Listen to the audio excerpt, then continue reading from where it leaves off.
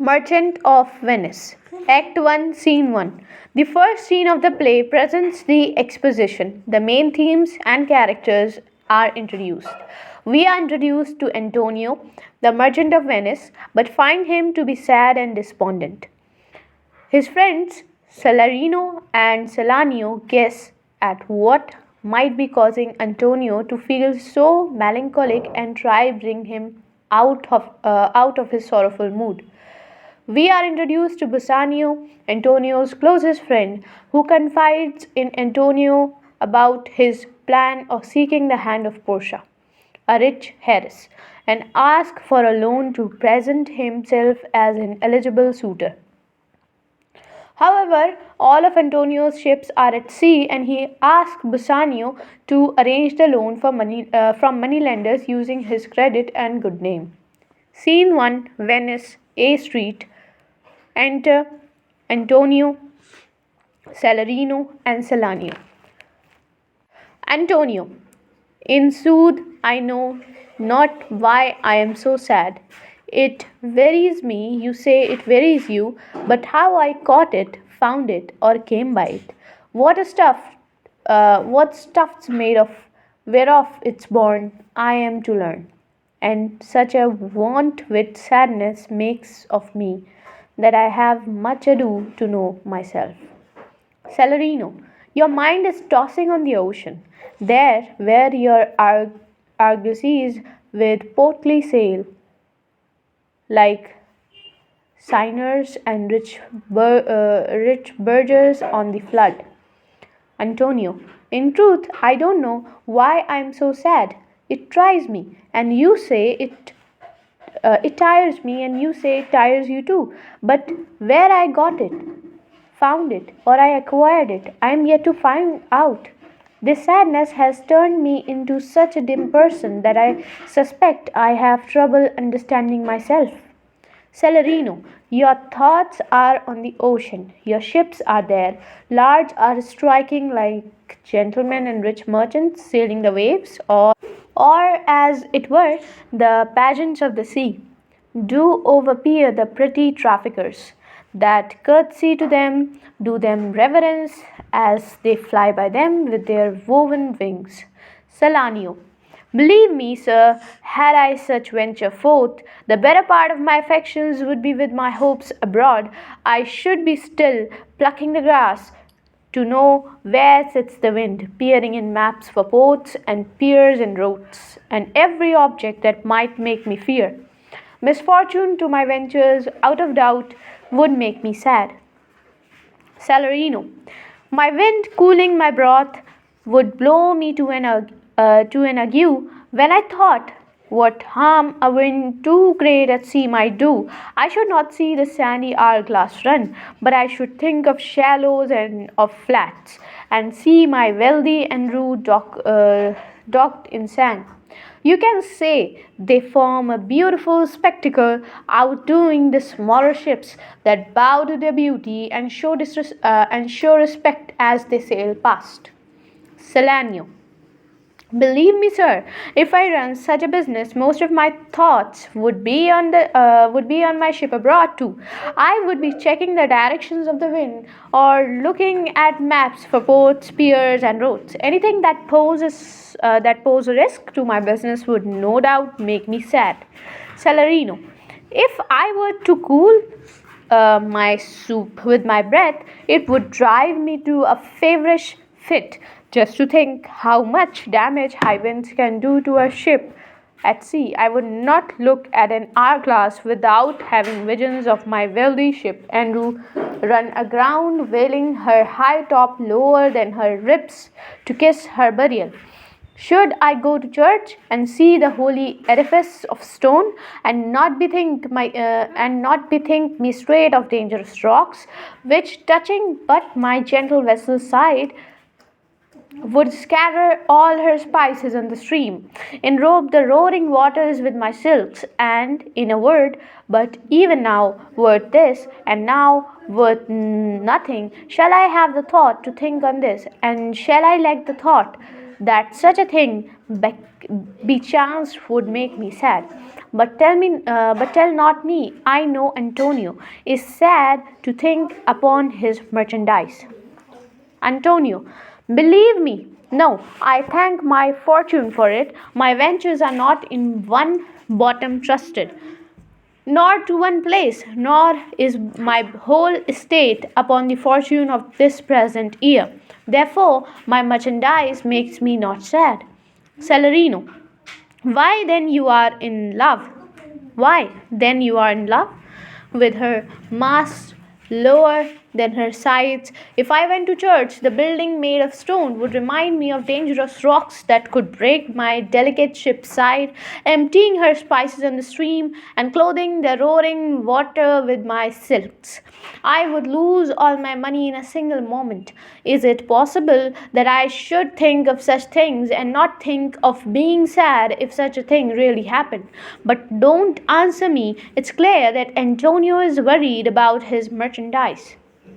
Antonio, believe me, that is not the case. I thank my fortune that my business is not limited to one ship or to one place. My finances are not dependent on this year's profit only, so it's not my merchandise which makes me sad. Celerino, well then, you must be in love. Antonio, fee. Celerino, not in love neither. Then let's say you are sad because you are not married, and uh, and they were as easy for you to laugh and leap and say you are merry because you are not sad. Now, by two-headed Janus, nature hath framed strange fellows in her time, so that will overmore peep through their eyes and laugh like parrots at a bagpiper and other of such vinegar aspect, that they will not show their teeth in way of smile, though Nestor swear the jest of laughable. Salenio, here comes Bassanio, your most noble kinsmen, Gratiano and Lorenzo. Farewell, we leave you now with better company. Salarino, I would have stayed till I had made you marry, if worthier friends had not prevented me.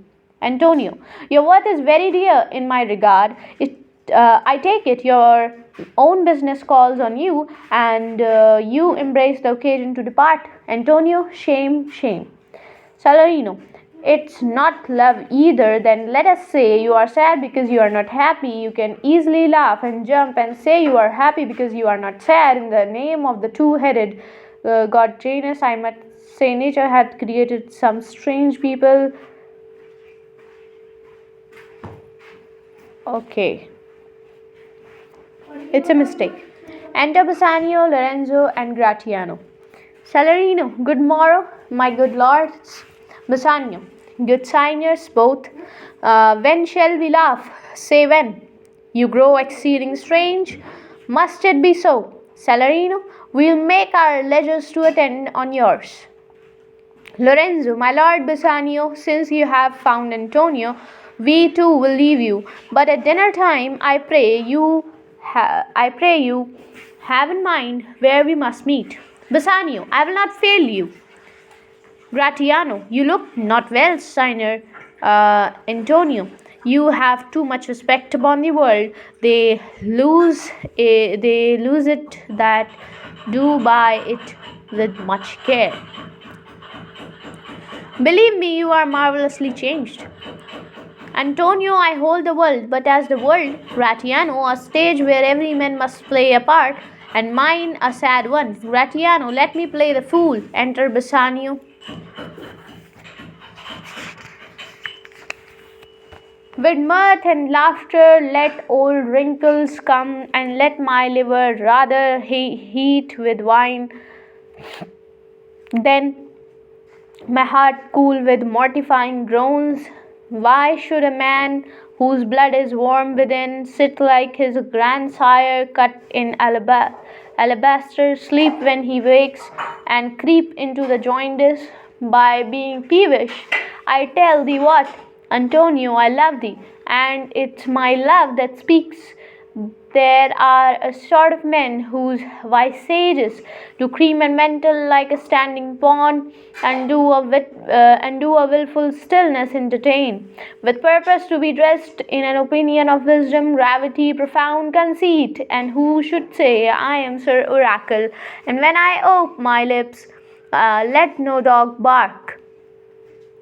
My Antonio, I do know of these, that there only are reputed wise for saying nothing, when I am very sure, if they should speak, would almost damn those ears, which hearing them would call their brothers fool. I'll tell thee more of this another time, but fish not with this melancholy bait, for this fool Gurgian, this opinion. Come, good Lorenzo, farewell, a while. I'll end my exhortation after dinner. Lorenzo, well, we'll leave you then till dinner time. I must be one of these same dumb wise men, for Gratiano never lets me speak. Gratiano, well, keep me company but 2 years more. Thou shalt not know the sound of thine own tongue. Antonio, farewell, I'll grow a talker for this year. Gratiano, thanks. I faith for silence is only commendable in a neat's tongue dried. Exit Gratiano and Lorenzo. Is that anything now? Antonio, is that anything now? Bassanio, Gratiano speaks an infinite deal of nothing more than any man in all Venice. His reasons are as 2 grains of wheat hid in 2 bushels of chaff. You shall seek all day, here you find them, and when you have them, they are not worth the search. Antonio, well, tell me now, what lady is the same to whom you saw a secret pilgrimage that you today promised to tell me of? Bassanio, this not unknown to you, Antonio, how much I have disabled mine estate, but something showing a more swelling port than my faint means would grant continuance, nor do I know make moan to be abrished from such a noble rate, but my chief care is to come fairly off from the great debts, wherein my time something too prodigal hath left me gauged. To you, Antonio, I owe the most in money and in love, and from your love I have a warranty to unburden all my plots and purposes, how to get clear of all the debts I owe. Antonio, I pray you, good Bassanio, let me know it, and if it stands, and you yourself still do, within the eye of honor, be assured, my purse, my person, my extremest means lie all unlocked to your occasions. Bassanio, in my school days, when I had lost one shaft, I shot his fellow of the self-same flight, the self-same way, with more advised watch, to find the other fourth, and by adventuring both, I often found both. I urge this childhood proof, but what follows is pure innocence. I owe you much, and like a wilful youth, that which I owe is lost. But if you please to shoot another arrow that self way which you did shoot the first, I do not doubt, as I will watch the aim, or to find both, or bring your latter hazard back again, and thankfully rest debtor for the first. Antonio, you know me well, and herein spend but time to wind about my love with circumstance, and out of doubt you do me now more wrong in making question of my uttermost than if you have made waste of all I have. Then do but say to me what I should do, then in your knowledge maybe me be done, and I am pressed unto it. Therefore speak. Bassanio, in Belmont is a lady richly left, and she is fair and fairer than that word of wondrous virtues. Sometimes from her eyes I did receive fair speechless messages. Her name is Portia, nothing undervalued, to Cado's daughter, Brutus Portia, nor is the wide world ignorant of her worth. For the four winds blow in from every coast, renowned suitors and her sunny locks hang on her temples like a golden fleece, which makes her seat of Belmont Colchis strand, and my Jasons come in quest of her. O my Antonio, had I but the means to hold a rival place with one of them, I have a mind presages me such thrift, that I should questionless be fortunate. Antonio, thou knowest that all my fortunes are at sea, neither have I money nor commodity to raise a present sum. Therefore go forth, try what my credits can in Venice do. That shall be racked even to the uttermost to furnish thee to Belmont, to fair Portia. Go presently inquire, and so will I, where money is, and I no question make to have it of my trust or for my sake.